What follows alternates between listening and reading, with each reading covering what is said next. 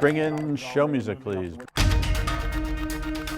Hi, I'm CNBC producer Katie Kramer. Today, on a very big, super-sized Squawk Pod, an extended interview with Bill Ackman, the vocal hedge funder, weighs in on politics. Always been a centrist, but I've supported more Democrats by far than Republicans. His bets in business. We have no bets in the portfolio on the basis of who's going to be president. And expectations for foreign policy in a second Trump administration. Trump says, look, if you step into Ukraine, I'm going to bomb Moscow. Let's assume he would say something like that. Putin would take that kind of thing seriously from him. He wouldn't know whether he was serious or not. The 2024 presidential election just 13 days away, and emotions are high. So what are you saying? If you support Kamala Harris, you get more grief than if you support Donald Trump? No. It's not a both sides situation. Can I just say what's happening on this set right now is why nobody wants to say anything? Would you believe that all started with a conversation about Treasury yields? We'll talk it all out today, plus exclusive comments from Warren Buffett, why you shouldn't believe what you read about him on social media. And he told me, I don't even know how to get on Instagram. Mixed two of us. Yeah. It's Wednesday, October 23rd, Squawk Pod. We make you think, we make you yell back. We just hope we don't make you change the channel or the podcast. That all begins right now. Stand Becky by in 3, 2, 1. Cue it, please. Good morning, everybody, and welcome to Squawk Box right here on CNBC. We are live from the NASDAQ market site in Times Square. I'm Becky Quick along with Joe Kernen and Andrew Ross Sorkin. The Dow and the S&P both closed fractionally lower yesterday. NASDAQ was up by 0.2% for several sessions in a row. We've seen gains there. Treasury market is something to keep an eye on. Yields have been picking up pretty substantially. The 10-year yield right now is at 4.22. The 2-year is at 4.05. And Andrew, yesterday in talking to Paul Tutor Jones, he told you about why he is concerned that in either case, right, whoever wins this election is going to be inflationary. As a result, he's moving to hard things, moving away from treasuries. Likes commodities, likes gold, likes Bitcoin, but also likes the NASDAQ. I am clearly not going to own any fixed income, and I'm going to be short the back end of fixed income because it's just completely the wrong price. I thought it was very strange that he almost is welcoming inflation as the only way out. Well, because there's not your many currency. options. Right. Otherwise, it's pretty extreme measures that you're going to have to take, and spending cuts. Well, you'll have to take extreme measures anyway. He'll be fine. You know who inflation and raising You know taxes. who inflation kills. Right. And so, for us to handle our debt problem, we got to inflate the hell out of our current. I think maybe it's always been the way that countries get out. Ray Dalio's talked about this forever. I know, you but it's not your way out of these issues. It's I guess, the least of really bad options. Maybe. Well, I thought what was interesting is I think that was his point. He's talking about higher taxes on companies. He's talking about higher taxes on individuals. I mean, he was going. He's always been. Every time he's been on, he's been a big tax guy. He said he doesn't want any of this. He said this is the only way but he's always been. We got to raise, and I think Dalio too. Because you have to raise the money. When you've got when you've got billions, it's just a lot easier to say we got to raise taxes on all these people that have millions. You know what though? He's not the only one saying it. He's just one of the few saying it out loud. If you talk to a lot of the best investors we know, they will add up to this and say the same things. I could always make a case, and I know tariffs. We're hearing about that. I think there's good ways to blow money and there's bad ways to blow money. And if you want, if tariffs are going to cause inflation, okay, and you want to inflate anyway, at least you are trying to bring manufacturing and bring jobs. Well, that's an interesting perspective. If you're gonna inflate one, I'd rather inflate that way than with wasting money on government programs that don't work, like installing EV stations and doing one in a year and a half for $5 billion, whatever it was that we spent. So that's what I got out of it. It was like inflation. I guess that is the only way, but it's just not a good way to run a country. Inflating your way out of debt to make your debt less than what it really is, because the dollars aren't worth as much. That's sad. But what's the alternative? Growth is not. But there's not. But then you have to not only have to have growth, you have to actually be able to collect meaningfully more revenue, and we do not. From the growth. Correct. And I think that chart. I'll give it a shot. I mean, maybe it's a fool's errand, and maybe it's too idealistic. But that's what I would like. But we showed a chart yesterday of percentage of GDP, tax revenue as a percentage of GDP. Yeah. And the U.S. is the lowest on the list. And exactly. The lowest on the list. Yeah, and the countries with the highest have terrible. We've outperformed. I asked that question. I know you did. You saw me ask the question. And you know it. Then well, why are you making a point now that it's a... Well, because, we only showed you, I think, 5 countries. Well, let's just put it, it was Japan, France was at the bottom, right? France was at the bottom at 51. But if you go and look at Switzerland, for example, which I don't think we put on the chart, or you go and look at a number of other countries that are on that chart, you could move the needle from 29% of GDP to revenue to 30, 31, 32, and you would still have a pretty great economy. Maybe, but because you can look at these other economies that are doing probably better than ours. Every day you brag on the U.S. economy versus the rest of the world. Yeah. Every day. Uh-huh. But don't tie any of that to leaving more money in the private sector for innovation and entrepreneurship and less regulated and all these things that we know work. Look, we have a serious debt and deficit problem, and Paul Tutor Jones pointed out that we're now spending more on our interests that we're carrying on this than on defense, and that's a serious issue. Will we have a Minsky moment here in the United States in U.S. debt markets? Will we have a Minsky moment where all of a sudden there's a point of recognition that what's going to happen or what they're talking about is actually fiscally impossible, financially impossible? We know that in a year, but I just don't. You would let it ride? I would try for growth. I would try for growth and not I think it's a doom loop. I think, we've spent more, so now we've got a higher deficit, so now we got to tax more to make sure that we pay it. I think there's got to be a balance to this. You don't think there's a balanced version? I think we already have a pretty good balance. So you think this is the balanced version? This is the balanced version. I think we tax plenty. Then what do you think was going on in the 90s? What do you mean? I mean, we had higher taxes. Meaningfully higher taxes. I go back to the 80s when I think all of this prosperity that we've been enjoying for 40 years was that's where it came from. And when we cut taxes, I mean, eventually and it had massive spending. I mean, so it's a very. But the spending was on the defense. Which the other day you heard the end of the Cold War. I understand that it was spent on defense, but I'm just saying you have to look at the math and say there was an enormous amount of spending in the 80s. That's in large part. I mean. There's a whole number of economists, by the way, conservative economists, who will say that spending is what led to some of the great growth that happened then. It's the age-old question. For me, is do you try to keep taxes as low as possible to keep the private sector humming, or do you just take your chances by going to a much higher? I mean, you are taxed. You are taxed now. Can you do both in moderation? I mean, I don't know where you're going to go for it. I think that the 1%, whatever. I know that they accrue a lot of the benefits, but they do shoulder the lion's share of federal taxes. You know what I love? That this conversation was kicked off by looking at a Treasury board. Well, the Treasury are we above? Are we at 4.3 yet? 422. 422. Yeah, 422. But we are continuing to watch these yields, and this will be a conversation that we continue. No. Billionaire Bill Gates has said privately that he donated about $50 million to a nonprofit organization that is supporting Vice President Kamala Harris's presidential run. That's according to a New York Times report. Gates has not endorsed Harris, and the report says that he intended for that donation to remain private. The donation was to the nonprofit arm of Future Forward, according to the Times. That's a so-called dark money organization that does not disclose its donors.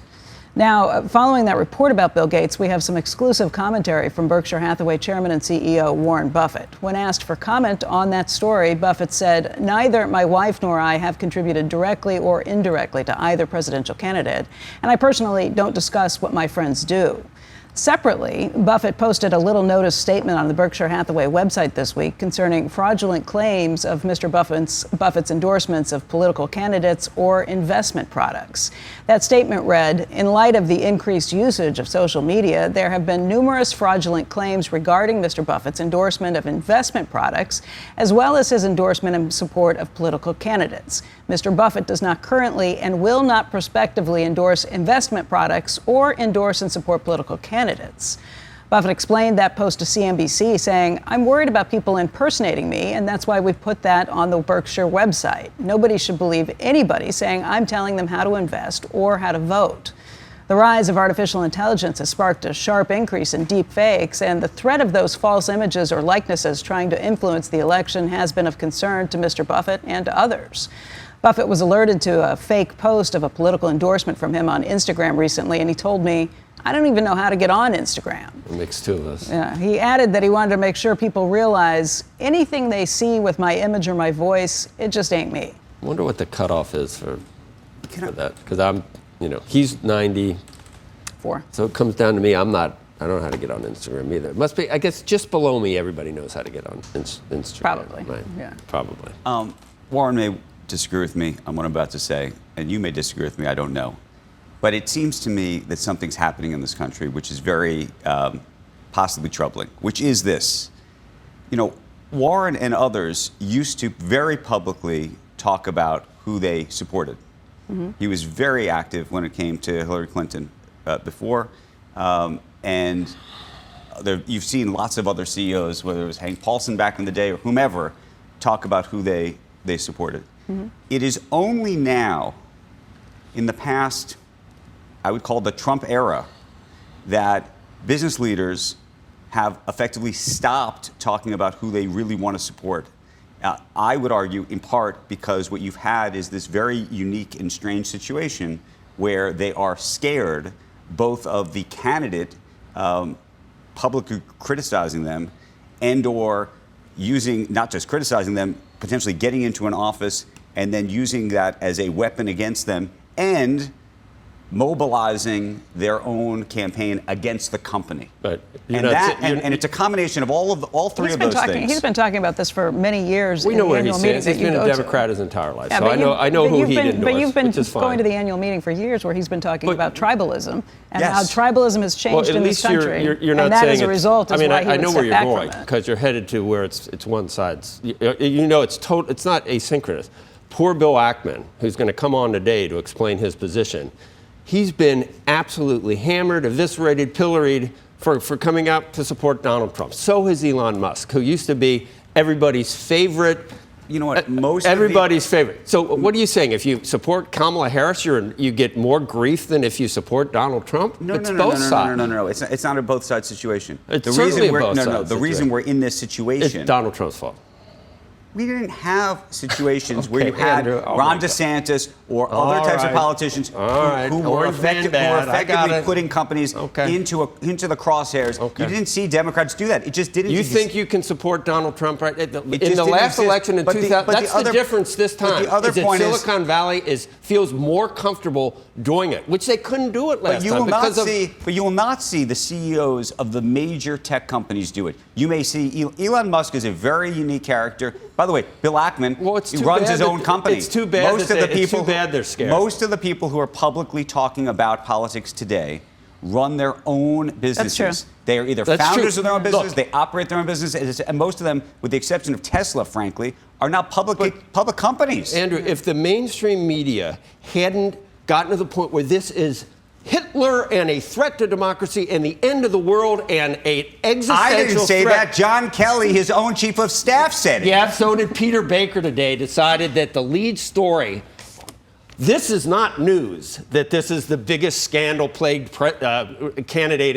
Is that news? Did that happen overnight, that it's the lead story in the New York Times? Well, you're saying that it's just known that he's the most scandal-plagued president in the history. So I don't even understand what you're talking about. Because of lawfare. Not one mention of the trumped-up charges in New York, of all, how many things, you haven't seen any of the lawfare? Those 32 felonies that were misdemeanors, sure. The statute of limitations had run out. You got Alvin Bragg, who got elected. You got Letitia James, who was elected. All of these things have nothing to do with the Treasury business. I mean, but for you to take this to where, everybody's afraid because Donald Trump is such a bad guy. Yeah, they're afraid. They're afraid. Okay, can I just say, that's what's how happening on the set right now is why nobody wants to say anything? How much courage did it take Bill Ackman to support Trump? To support Trump. I like Bill Ackman a lot. I'm very happy he's coming on today. I want to talk to him about all these things. Trump. You said he'd say these things. I thought that it was unlikely that he was going to endorse Trump. And he did. And you know how much grief he's got? You can read his tweets. And God bless him for coming out Good. and having then the it's spine he only wants to days have. for the Then either side, if you do it, you're going to get grief from the other side. But Trump has been so vilified by the left. You can't even know. He's not allowed to go to the Al Smith dinner because it normalizes him. But this is why what's happening on this set is why nobody wants to come out and say anything, because this is not only happening in political quarters, this is happening in family at dinner tables. And by the way, it does happen. Get used to it is an awful way to think about it, because we have a country that is it this might divided. Happen. Right. That is but this divided. It's going to be happen the other way too. It would be that divided. But nobody should say get used to it.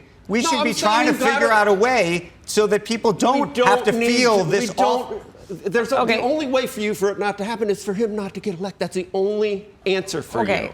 Because he's like a qualitatively different candidate. You think that he's a threat to democracy. It's 13 days to the election. Left and the media has put him in that position. And obviously, we're getting more and more heated as the countdown continues. This is a conversation that we will also consider. I'm looking forward to it. Okay, good. But when we come back, looking forward we're to going to talk more about the president. Tease will be next.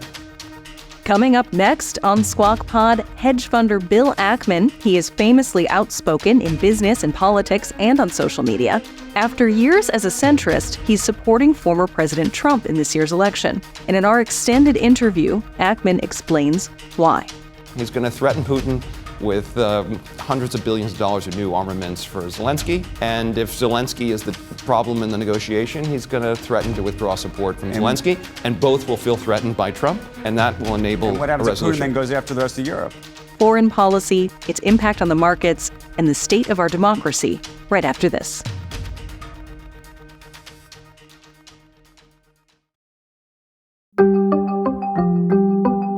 You're listening to Squawk Pod from CNBC. Here's Andrew Ross Sorkin. Welcome back to Squawk Box this morning. I'm sorry, guys. It is not funny, but I just got a very funny text message, which I'll tell you guys all about maybe during the next commercial break, which is a nice little tease for what we're doing here on TV. Bill Ackman is a hedge funder known for being outspoken on TV and on social media. He ignites fierce debate on X, sometimes posing potentially false claims, like the now deleted second shooter theory after the Donald Trump assassination attempt in July. And to his nearly 1.5 million followers, Ackman promoted allegations that ABC News gave Vice President Kamala Harris questions in advance of her primetime debate with former President Donald Trump in September. Ackman even tweeted a letter to Bob Iger, CEO of parent company Disney. These allegations were false from a hoaxer. Ackman admitted that on X about a month later.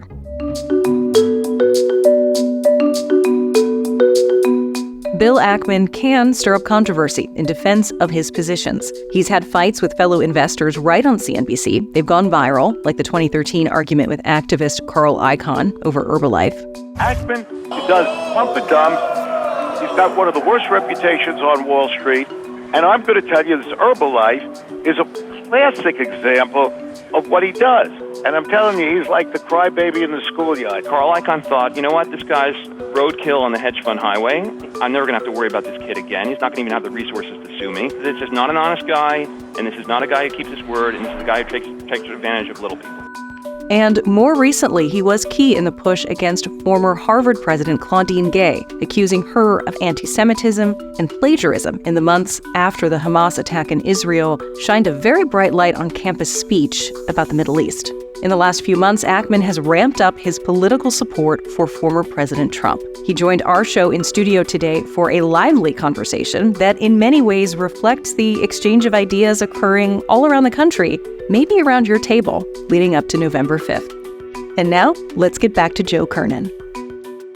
Election day now, less than 2 weeks away. Today's a Wednesday. It's on a Tuesday. Joining us now in an exclusive interview, Pershing Square Capital Management CEO Bill Ackman. And the first thing, Bill, I'll just say, if someone wants to look more closely at what your views are, this is a pinned tweet, and I think it's kind of a magnum opus on your decision, which you've had to, I think, explain. It must be one of the most interesting periods of your life, I would think, recently. With I wouldn't say that. No? No. You've had to... It's not as consequential, but I think it's a consequential election. You think it's a... With respect to my life, I've had more consequential moments, I would say. Yeah, hopefully. But we're all inundated with this election this time around. It's a pinned tweet, Bill Ackman. Number of good friends and family have been surprised about my decision to support Donald Trump. Then you go into what some of the reasons are. Some of them finally, you say, accepted, but they don't want you trying to talk other people into voting for Trump. I guess I'm violating that coming You're out of CNBC. violating, but as you said, you think it's so important at this point, not that you're endorsing everything Trump has done as an individual or as a politician, but because you think certain things about the Biden-Harris administration or Harris administration, it's that important for you to get this out because it's for the country. And then you mentioned 33 things that are sort of what you're worried about in a Harris administration more than talking about a Trump administration. Actually, I intend to do the inverse. Do more. In effect, You explain will why. This is why not Kamala, and I also intend to do the why Trump before the election. Before the election, haven't had a chance. Because this is long, and there's 33. But the why Trump is sort of the inverse of each of these things.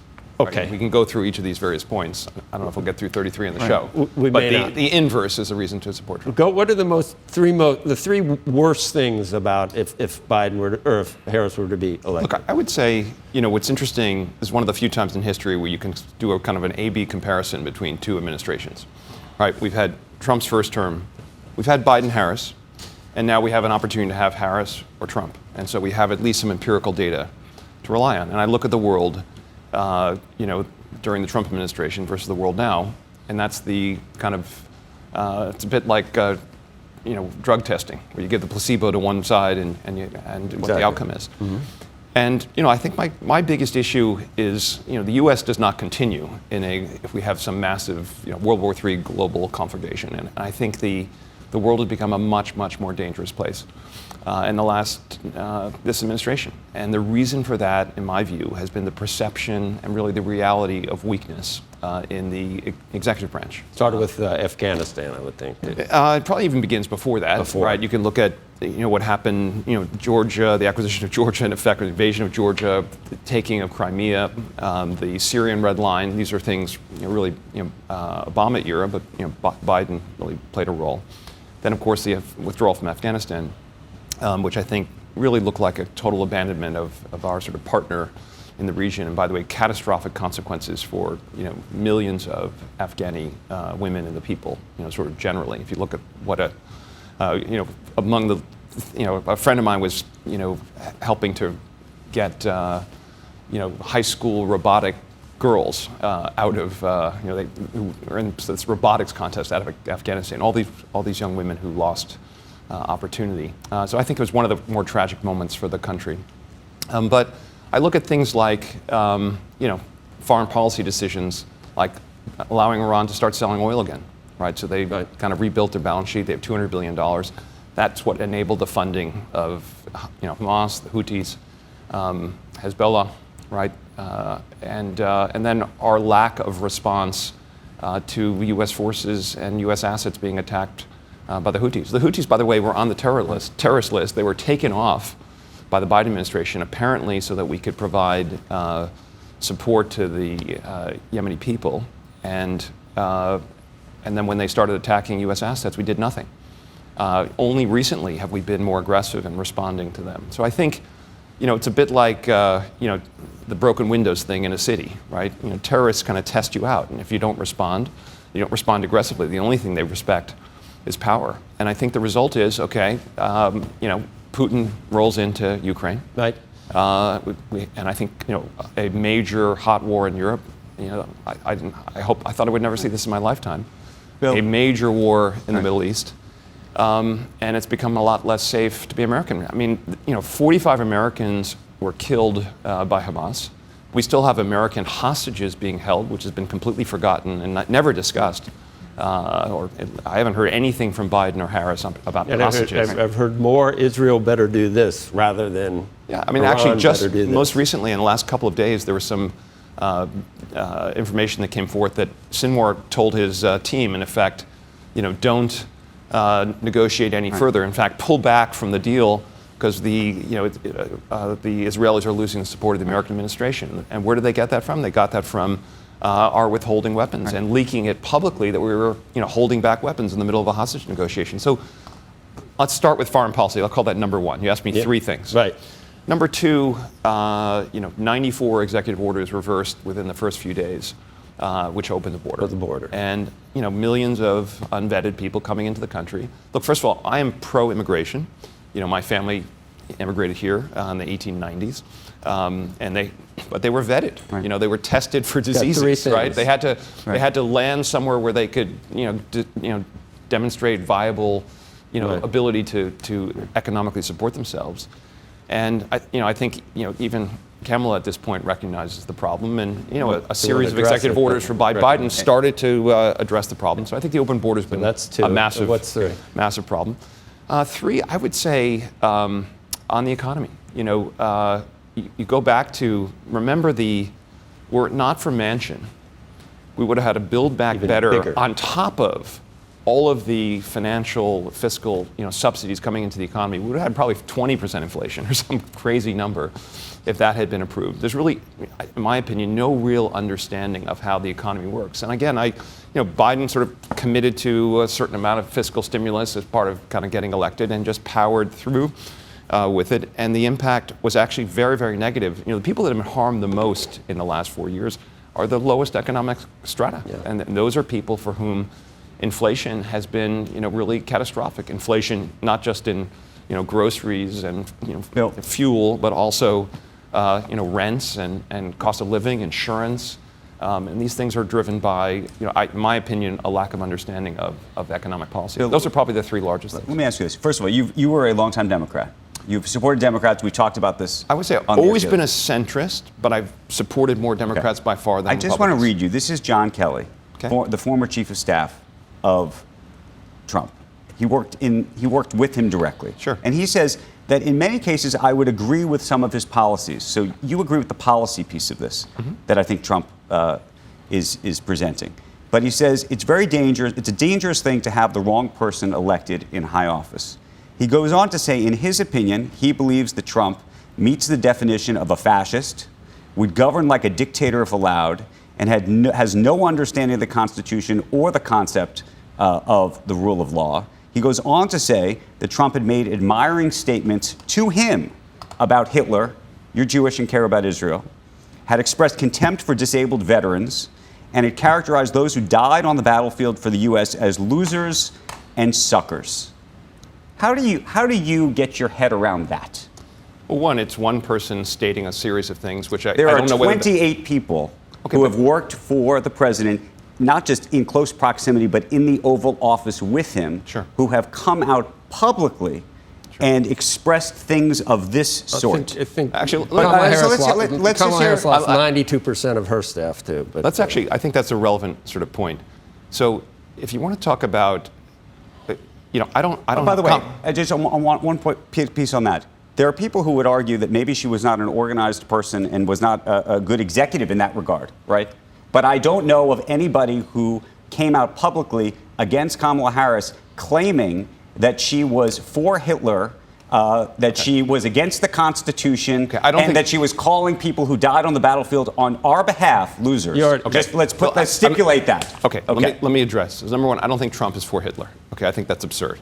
Okay. And first of all, let me why say it when you know that? Hey, I get this is my hour. I know. Go ahead. Maybe you give me an hour. I mean, okay, go ahead. How long it takes. Please. You know it's not true. Why say it? So one, Trump's not for Hitler. Most of Trump's friends are Jewish. He grew up in the New York City real estate community. He's got a daughter who's Jewish. He's got grandchildren who's Jewish. Right. He was probably the most pro-Israel president in terms of committing to do things and actually executing on them. But what he said. Moving the embassy, delivering the control of the Golan Heights to Israel. By the way, I'm just asking the question. I can answer it. I think it's absurd. But the other thing that hasn't been. But let's talk for a moment. Let's get back to Kamala Harris. Right. I actually have personal experience to Kamala Harris, and it relates to CNBC.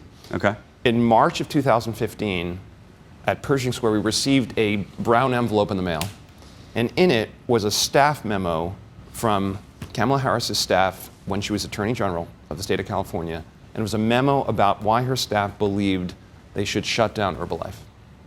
And the California Attorney General got a consent decree in 1986 against Herbalife. And the consent decree, basically, they were found to be a pyramid scheme. And they said, look, if you don't commit to change all of your actions, we can shut you down overnight. And that consent decree, we knew about this, was a public document. Her staff, apparently unbeknownst to us, took a hardline analysis on Herbalife, came to a conclusion that it was a pyramid scheme, advised her that she should use her powers as Attorney General, the consent decree, to shut down the company. And she wouldn't. So what did her staff do? Staff leaked the memo to us and leaked it to the media. Now, why didn't she do anything about it? Well, it was March of 2015. She's running for the Senate. And her husband, worked for a law firm that was Herbalife's lawyer. And she was told, one, that it would hurt her campaign for Senate. And two, she didn't want to go against the company. Herbalife was very strategic about the law firm that they hired.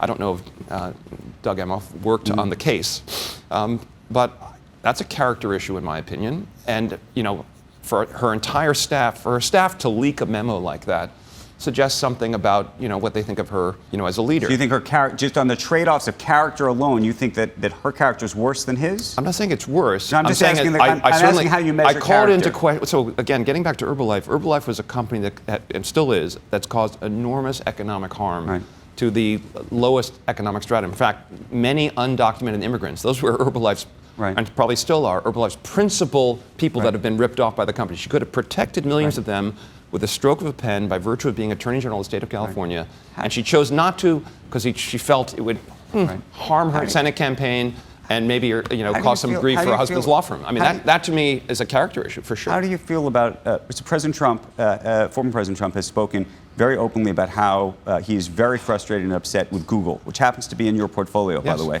and how he believes that company is a rigged company and effectively plans to go after them on a personal basis, right? I mean, I don't know that he's precise. Look, he's unhappy. I think we've seen, by the way, both Google AI, if you looked at the early iterations, Gemini and otherwise, there are some facts there that were presented as fact by AI. But my question is, how do you feel as somebody who owns a stock like that, and you have a president who's speaking publicly, not just about, look, we could have a philosophical conversation about whether Google is a monopoly or whether they're doing good things or bad things or what have you. Sure. It is different when you say publicly, look, I hate this company because I actually think that they're doing something bad to me, and I'm going to go after them as a result of it. That's a different thing. Okay. I'm here because as an American citizen, I think it's in the best interest of the country for Trump to be the president versus Kamala Harris. And if it causes harm to a company I have an investment in, so be it. Okay. It's Kamala. Kamala. Kamala. Like Sorry. Kamala, yeah. Well, he's not saying Kamala. No, I know. It's just, it's Kamala. I apologize. Yeah, that's okay. VP Harris. VP Harris. Well, so look, my point here is I don't think Trump is perfect. I don't think VP Harris is perfect. But I think it's a very different world, again, on global security. I think Trump is going to end the war in Ukraine. I think Putin would like the war to end. It's been a disaster for Russia.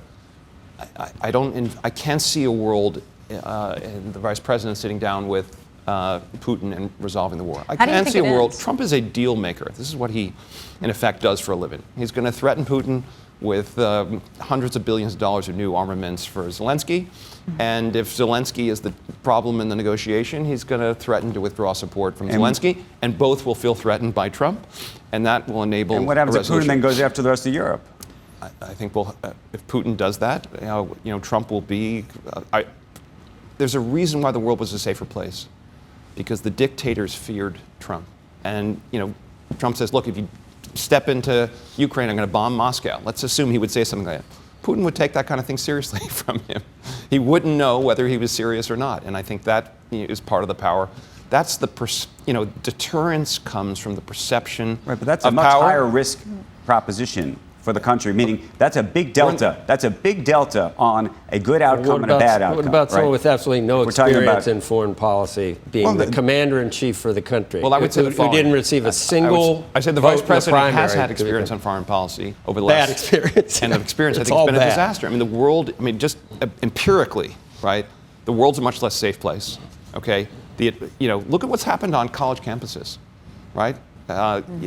Kids are afraid to go to class, or at a minimum, their learning has been disrupted by violent protests on campus. We have people. It starts out as an anti-Israel protest, and then it becomes an anti-American protest. Right. People are burning flags. This was not happening, during the Trump administration. And Trump has said, look, if any student here on a visa is supporting a terrorist, I'm going to deport them immediately. I haven't heard that from Vice President Harris. Do you think that a repudiation of some of the AOC or this part of the Democratic Party where it is right now, it may be coming. I don't know, if you don't believe the betting odds, fine. But just as a repudiation of some of that, it would almost be a positive for the country. Yeah, 100%. I think the single best thing for the Democratic Party as a party is for a massive loss in this election. That's what I mean. And that will cause a reboot, will cause a change in the leadership. The danger is that when you characterize someone as a fascist, dictator, rapist, and you've already got him there, and if the American people do elect him, there are certain people that are never going to accept this. Well, a judge is determined that a judge determined of rape. So what are we doing here? He wasn't convicted of rape. Look, unfortunately, you say it if he wasn't. There's a lot of legal cases that are brought against Trump, which I think lack credulity. And there are cases that wouldn't. That's what we're talking about. You don't buy into juries. Sometimes juries make mistakes, and juries rely on instructions from judges. Let me ask you about your own mistakes. Sure. So one of the things I was going to ask you about is you care about information, misinformation, and truth. Yes. You have been very prolific on Twitter recently. Yes, which increases the risk of my reposting something. Well, that's where I wanted to go with this, because you now have a massive following, and what you think your own personal responsibility is as such. Sure. Given that, and one of the examples that I was just going to point to is you had a tweet out earlier this year directed at Bob Iger, yes. Disney CEO who owns ABC, effectively alleging or claiming, and you said, if true, that you felt that, or you thought that the debate, given some of this stuff that was going around, was mishandled. What I said was the following. And someone on Twitter, X. Right. Published a affidavit that made a series of claims about the debate that had some credibility to it. At least it looks. Well, it turned out to be wrong. We saw the debate. Okay. And there were elements of the debate that made it look, the nature of the fact checking and otherwise. And if that happened on CNBC, right, the right thing to do, in my opinion, is okay, fine, do an investigation, determine whether it's true or false. That's all I was saying to Bob Iger. It was about questions had they been given to the candidate, to Harris in advance, among other things. And your point was they didn't turn it down. They didn't say, no, this didn't happen.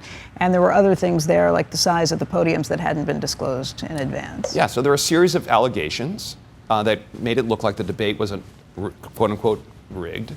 And so an objective media organization would say, okay, fine, you know what, we're going to take a look at the emails. We're going to look to see if something untoward took place. And that's why I thought, again, in light of the proximity to a presidential election, the fact that this is the only... But it turned out to be wrong. I don't know. You actually published that it turned out to be wrong. No, I didn't say it turned out to be wrong. I said it looks like this was not a true... there's been no investigation. All we know, I think there's some questions about the credibility of the person who posted it that's made me come to the conclusion that it's likely not true. Do you think that are you going to change or shift any of sort of what you post as a result of things like this, or you think that this is the way to do it? If it were to happen again, or someone to question the fairness or treatment of candidates in a debate, and I thought it was credible, and the media organization that controlled the show did nothing about it, I would have no qualms at all about pinging the CEO and saying, look, this is worthy of an investigation, or at least a much clearer denial that it's not the case. And we still haven't gotten it. Do you think that there are, you've heard about our earlier discussion, do you think there are CEOs that are afraid to come out for Kamala Harris because of retribution from the Trump, or vice versa? Is it harder to come out for Trump or harder to come out? I think it's a no-brainer. I could go to every book party in New York and cocktail party and the mainstream media would love me, and Joe Kernen would be great if I were to endorse Kamala Harris. You're correct. So, With Trump, by the way, one of the it's benefits an absolute of nightmare for you. One of the benefits of supporting Trump, one of the few benefits of supporting Trump publicly, is many people come up to me, CEOs. And say, I'd like to support Trump, but Bill, I can't. thank you for saying what you're saying. I Yeah. wish I were similarly situated where I could, 'Cause but I I can't. have, all my employees would quit. I hear stuff like that. Well, if you read 20 things that Kamala Harris has said in the past, it's all anathema to business and to free markets and to the filibuster and to the rule of law and to the border, and they're all afraid to even say, well, she didn't mean any of it. Joe, you're preaching to the converted. I know. And look, I think we should tone down the emotion. I think it's a really important decision. If you want to make the decision on economics or the stock market, you should feel free to do so. If you want to make the decision on the basis of national security, the people who, by the way, I've had many people who continue to support Vice President Harris who say to me, you know what, Bill, I agree with basically every one of your concerns, but I just don't like the guy. Right. I think Orange he's man rude. bad. I think But he's it's not crass. Trump arrangements in there. I don't like his style. I hate him. Doesn't surprise me. That's a meaningful percentage of people. And then there are the people who say, okay, the world's going to end. Democracy is over. He's going to become a dictator. At 82, at the end of his term, he's going to, he's now Stalin. And there are some meaningful, thoughtful people who this is what they believe in. By the way, I respect them. By the way, I would argue those people fear the risk of that. Yeah. I don't think anyone thinks that risk exists with Kamala Harris. You agree with that? I don't think the risk. You think there's exists no for- risk? I think the risk. I You're think a I think risk the assessor. system. Go ahead. You're a risk assessor. Can I just ask you about Please. We've talked to a lot of people this week or over the last week and a half, we've heard from a lot of people who are major investors and they're betting one way or another on this. Are you making bets based on what you think is going to happen with the election, and where would you put those bets? We have no bets in the portfolio on the basis of who's going to be president. We don't short stocks anymore, as you know. Right. We own these great American businesses, obviously in a better economy. Let's talk, it's a CNBC. Let's talk a little bit about the economics of the next candidate. I mean, Trump is the only candidate that's talked about accelerating the growth of the country. And the only way we're going to dig ourselves out of $36 trillion worth of liabilities is through growth, right? There's sort of two answers when you're over-leveraged, right? One answer is you can negotiate with your lenders. The other is you can increase the value of your assets. And how do you do that? You increase your profitability. How do you increase your profitability? You reduce expenses. He's the only candidate. And actually, let's talk about team for a moment, because it's not really Trump versus Harris. It's the Trump team versus the Harris team, right? So what have we seen? So Trump's picked J.D. Vance as his vice president. I'm afraid of mispronouncing him. No. It's Kamala's picked.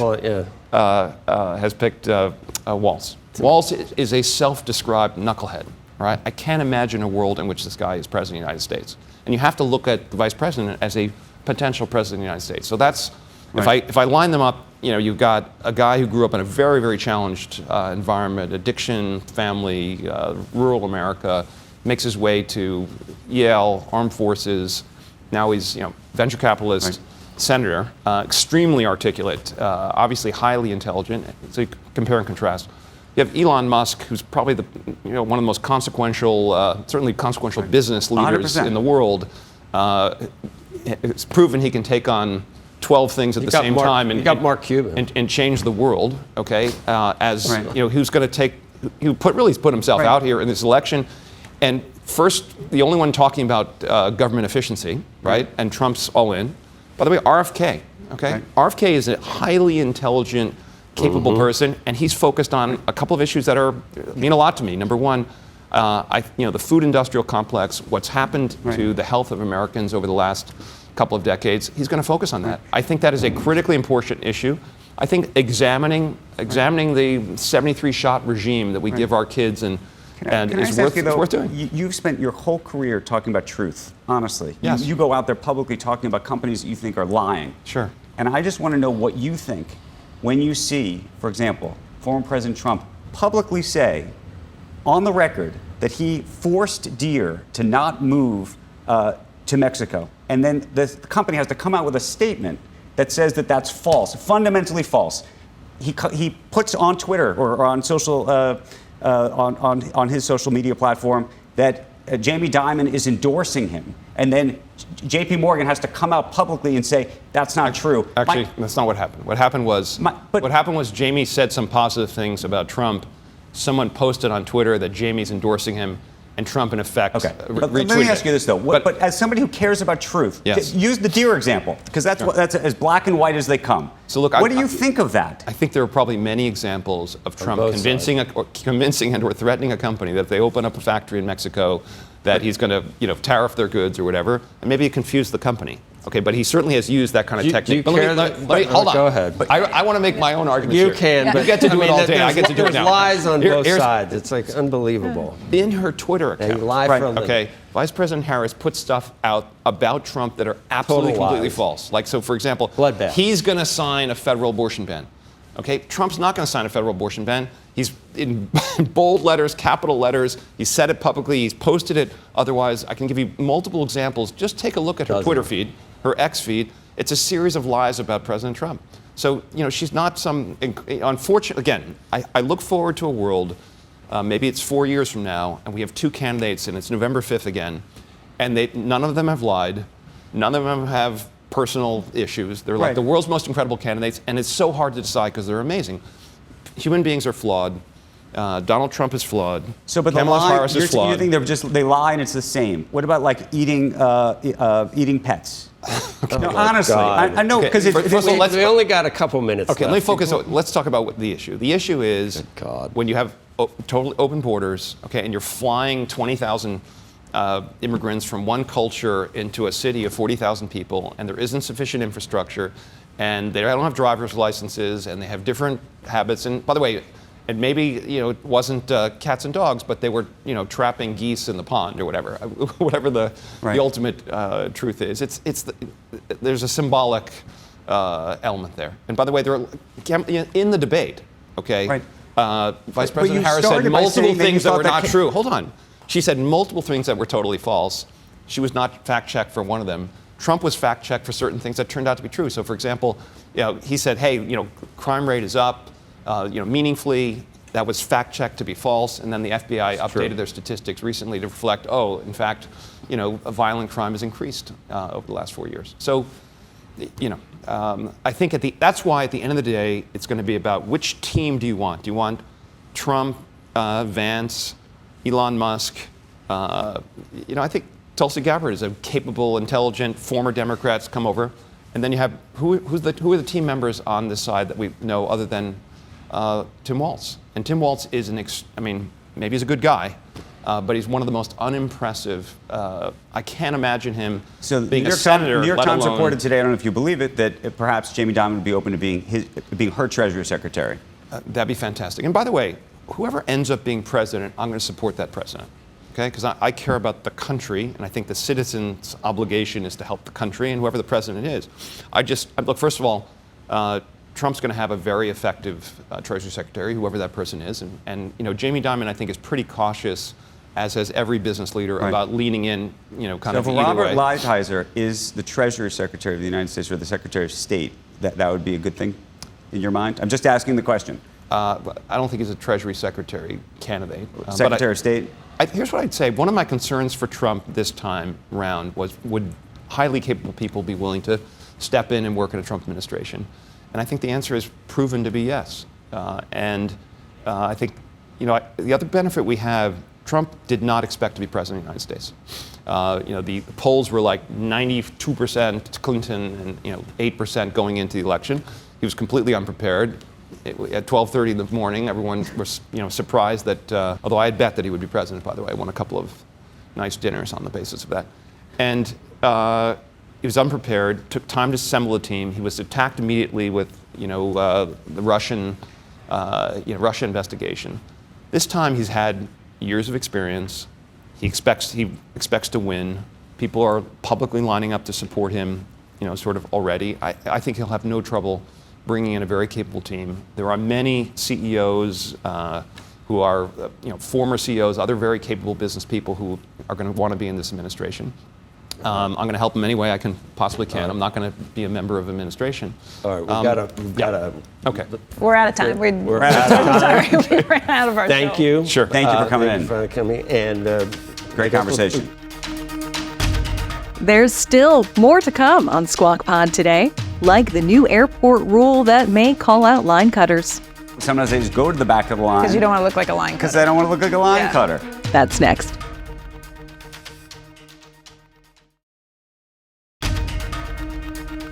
This is Squawk Pod. Becky's mic, cue. You're watching Squawk Box right here on CNBC. I'm Becky Quick along with Joe Kernen and Andrew Ross Sorkin. You're going to love this next story. American Airlines is cracking down on passengers who try to cut in line prior to their boarding time. A new system is being tested in some airports, including Albuquerque and Tucson. It will play an audible signal when passengers try to jump ahead of others who have paid for their position in line. The line cutters will then be sent to the back of the line to wait for their boarding group. Reports say that the airline is pleased with the results that it's seen so far, and it will soon expand the test program to Reagan National Airport in the D.C. area. Okay. But this is another situation where if you've been there where it's a cattle car and everybody's trying to rush their way to the front, this is all because the airline's charged to bring bags on now. Okay, but here's a separate question. Or to charge to check your bags. I don't know if you've had this experience where you've actually paid to be in the whatever group, the better group. Mm-hmm. You don't get on immediately because maybe either not you're late or whatever it is, and there's like two places you can get on. There's a special line for you. Do you cut to the one, or do you stand in the back where you're? Do you start to what looks like cutting everybody, but you're not really cutting everybody because you paid for the thing, or do you have to get back in the line? No, I think you can go to the place where you are, but they're going to kick you out if you don't have the authority to be there. No, I get that. I'm just saying sometimes I don't. Sometimes I just go to the back of the line. Because you don't want to look like a line cutter. Because I don't want to look like a line cutter. It's a good social graces question. People know you definitely don't want to do that. There's entitled Andrew Ross Sorkin. He definitely. I'm usually wearing my N95 mask, so sometimes they don't know what I look like. Only one? I thought don't you wear one on each side? I wear 5. Each, huh? Yeah. I can't even breathe. Like, can't even breathe. Right, like my thongs that I wear. 2 in front, two in God. back. And that is the podcast for today. Thanks for listening. Squawk Box is hosted by Joe Kernen, Becky Quick, and Andrew Ross Sorkin. Tune in weekday mornings on CNBC at 6 Eastern to get the smartest takes and analysis from our TV show right into your ears. Please follow Squawk Pod wherever you get your podcasts. We'll meet you right back here tomorrow. We are clear. Thanks, guys.